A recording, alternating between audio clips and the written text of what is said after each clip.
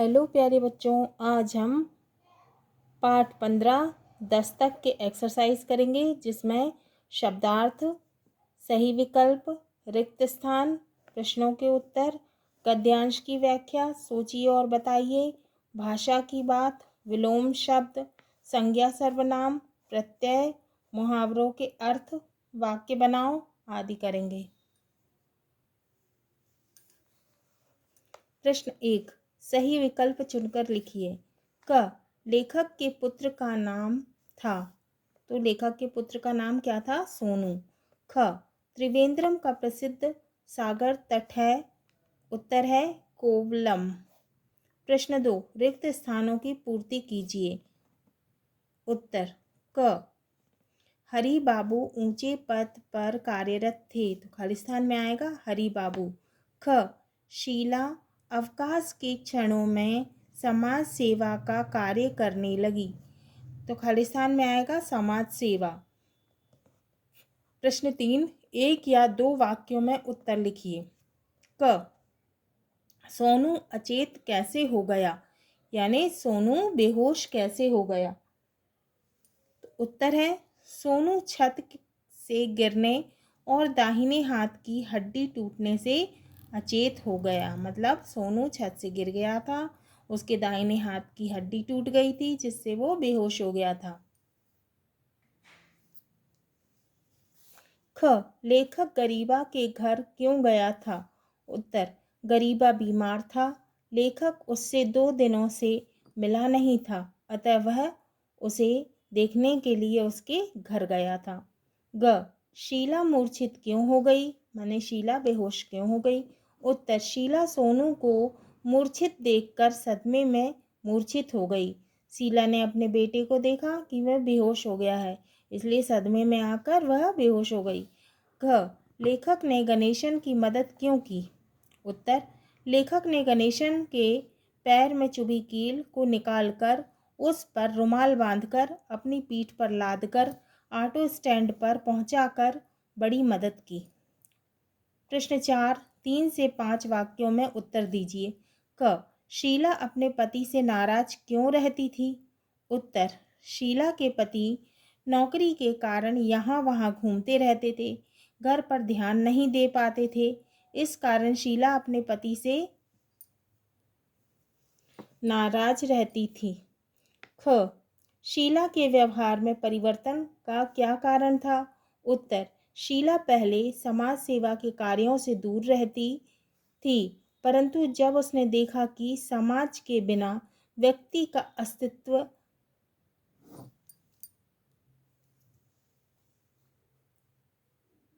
नहीं है, उसके बेटे सोनू को अस्पताल पहुंचाने में समाज के लोगों ने बड़ी मदद की। यह देखकर शीला का समाज के प्रति व्यवहार सकारात्मक हो गया। तो उत्तर है, शीला पहले समाज सेवा के कार्यों से दूर रहती थी, परंतु जब उसने देखा कि समाज के बिना व्यक्ति का अस्तित्व नहीं है, उसके बेटे सोनू को अस्पताल पहुंचाने में समाज के लोगों ने बड़ी मदद की। यह देखकर शीला का समाज के प्रति व्यवहार सकारात्मक हो गया।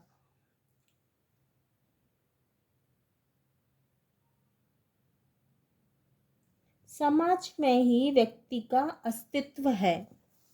ग, समाज ने भी उनके साथ वही व्यवहार किया जैसा उन्होंने किया था।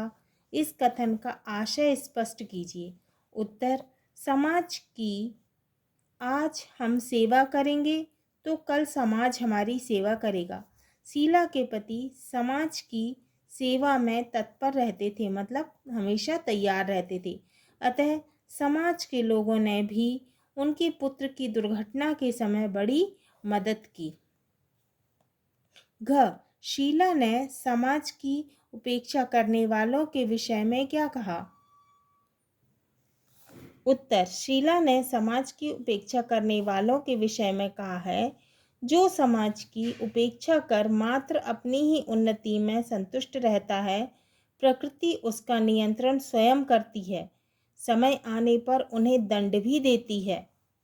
प्रश्न 5, निम्नलिखित गद्यांश की व्याख्या कीजिए। जो समाज की उपेक्षा कर मात्र अपनी ही उन्नति में संतुष्ट रहता है, प्रकृति उसका नियंत्रण स्वयं करती है, समय आने पर उन्हें दंड भी देती है। उत्तर। व्याख्या। व्यक्ति और समाज एक दूसरे के पूरक हैं। व्यक्ति सामाजिक प्राणी है, समाज के हित में उसका हित है। व्यक्ति समाज की उपेक्षा करके अपने व्यक्तित्व का विकास नहीं कर सकता। यदि वह स्वयं में केंद्रित रहता है तो प्रकृति उसे नियंत्रित करती है। प्रकृति जैसा चाहती है वैसा व्यक्ति से करवा लेती है। समय आने पर वह व्यक्ति को दंडित भी करती है। प्रश्न 6, सोचिए और बताइए। प्रश्न का, शीला मोहल्ले मोहल्ले जाकर समाज सेवा क्यों करने लगी? उत्तर। शीला समाज सेवा की भावना से प्रेरित होकर समाज सेवा करने लगी। शीला समाज सेवा की भावना से प्रेरित होकर मोहल्ले मोहल्ले जाकर समाज सेवा करने लगी। ख, छत से गिरने की दुर्घटना से कैसे बचाया जा सकता है?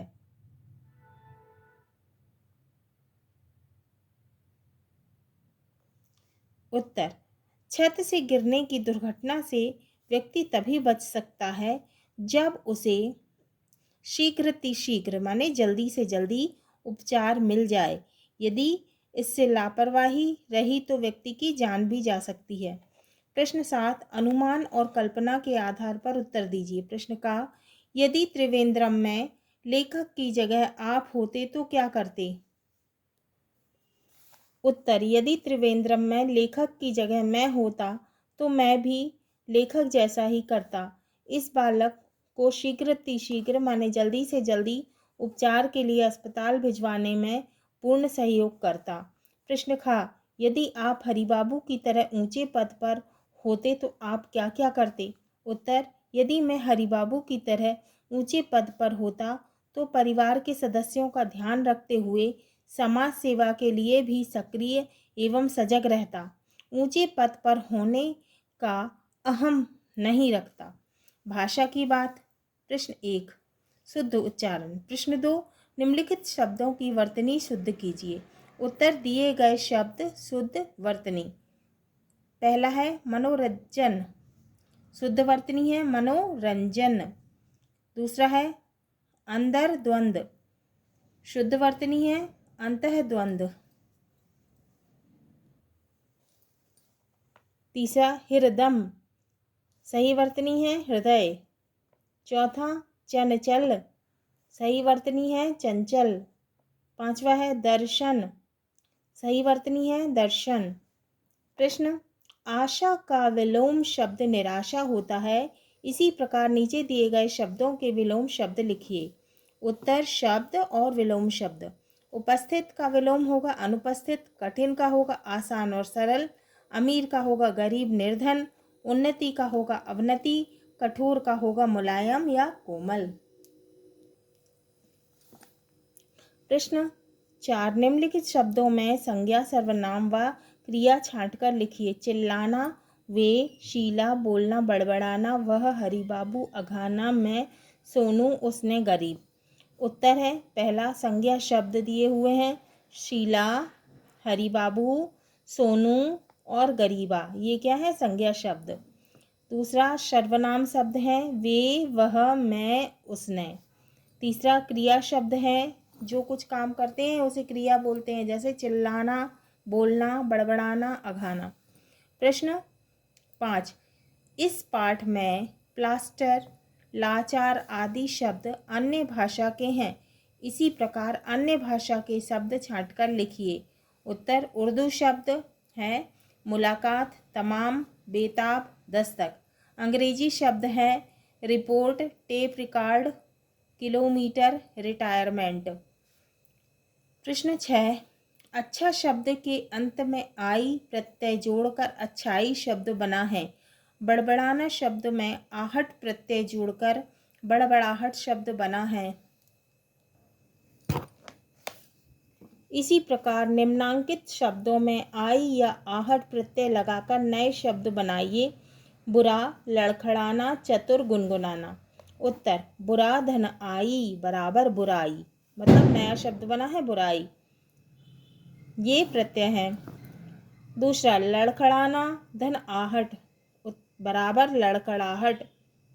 तीसरा चतुर धन आई बराबर चतुराई, नया शब्द चतुराई। चौथा गुनगुनाना धन आहट गुनगुनाहट। भला पांचवा भला धन आई बराबर भलाई। छठवा गुदगुदाना धन आहट गुदगुदाहट। सातवां चहचहाना धन आहट चहचहाहट। प्रश्न 7, निम्नलिखित मुहावरों के अर्थ लिखकर वाक्यों में प्रयोग कीजिए। पहला उत्तर तिल का ताड़ बनाना माने बात को बढ़ाना। प्रयोग आप चुप रहिए, किसी बात का तिल का ताड़ मत बनाइए। दूसरा नाक में दम करना बराबर परेशान होना, मतलब कि परेशान होना। प्रयोग बच्चों ने कमरे में नाक में दम कर रखा है, मतलब परेशान करके रखा है। तीसरा सीधे मुंह बात ना करना, मतलब संतोषप्रद जवाब ना देना। प्रयोग आप मुझसे सीधे मुंह बात करिए। चौथा कान भरना माने गुप्त बात करना। प्रयोग किसी के कान भरने का काम मत करो। पांचवा कान पक जाना माने परेशान हो जाना। प्रयोग राम की बातें सुनकर मेरे कान पक गए, मतलब मैं तो परेशान हो गया। छठवा बालूकामय मतलब रेत से भरा हुआ। प्रयोग मिट्टी का घड़ा बालूकामय था, मतलब मिट्टी का घड़ा जो था वो रेत से भरा हुआ था। अति लघु उत्तरीय प्रश्न यानी छोटा। प्रश्न 1, लेखक ने त्रिवेंद्रम जाते ही कौन सी लेखक के त्रिवेंद्रम जाते ही कौन सी घटना घटी? उत्तर लेखक के त्रिवेंद्रम जाते ही उनका बेटा छत से गिर गया। प्रश्न 2, आज उनकी संपत्ति और वैभव कोई साथ नहीं दे रहे थे। लेखक ने यह कथन किसके बारे में कहा? उत्तर लेखक ने यह कथन हरि बाबू के बारे में कहा। शब्दार्थ पहला देहात का अर्थ होता है गांव, मनुहार का अर्थ होता है आग्रह करना, तमाम का अर्थ होता है बहुत, निर्मल का अर्थ होता है स्वच्छ, अंतर्द्वंद का अर्थ होता है मन की हलचल, अघाना का अर्थ होता है तृप्त होना, बेताब का अर्थ होता है व्याकुल, शीघ्र अतिशीघ्र यानी जल्दी से जल्दी, बालूकामय यानी रेत से भरा हुआ, तट यानी किनारा, सरेआम यानी सार्वजनिक रूप से, मनुहार माने मनाना, मूर्छित यानी बेहोश होना। तो हमारा ये पाठ 15 10 तक की एक्सरसाइज पूरी हुई।